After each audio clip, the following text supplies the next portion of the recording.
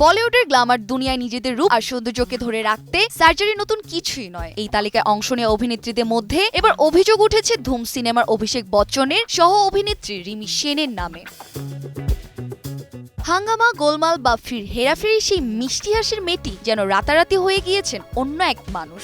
সম্প্রতি নেট দুনিয়ায় ছড়িয়ে পড়া কিছু ভিডিওতে তার চেহারায় ব্যাপক পরিবর্তন লক্ষ্য করা গেছে, যা দেখলে হয়তো চোখ কপালে উঠবে যে কারোর। আর এ নিয়ে নেট জনতার মাঝে শুরু হয়েছে ব্যাপক বিতর্ক ও ট্রোলিং।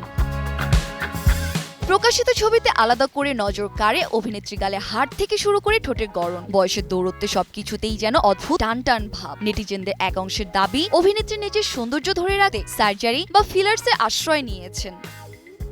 নেটিজেন ও সমালোচকদের তীব্র বিদ্রুপ ও আক্রমণাত্মক মন্তব্য নিয়ে সম্প্রতি মুখ খুলেছেন রিমি। ভারতীয় গণমাধ্যমে দেয়া এক সাক্ষাৎকারে তিনি বলেন, মানুষ যদি মনে করে আমি প্লাস্টিক সার্জারি করিয়েছি এবং সেটা ভালোভাবে নেয়, তাহলে সেটা আমার জন্যই ভালো। প্লাস্টিক সার্জারি ছাড়াই মানুষ তো আমাকে নিয়ে কথা বলছে। আমি শুধু ফিলার, বোটক্স আর বিআরপি ট্রিটমেন্ট নিয়েছি, এর বাইরে কিছুই না।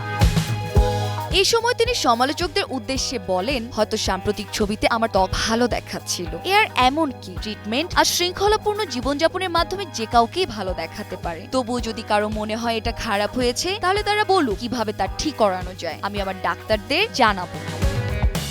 বলিউডের সৌন্দর্য ও তার সংজ্ঞা নিয়ে বিতর্ক নতুন নয়। রিমির বক্তব্য সেই আলোচনাকে আবার নতুন করে আলোকপাত করেছে। এক্ষেত্রে সমালোচনা বা ট্রোলিং এ বিচলিত না হয়ে নিজের রূপ অকপটেই নিজ সিদ্ধান্তে স্পষ্ট অবস্থান ধরে রেখেছেন রিমি।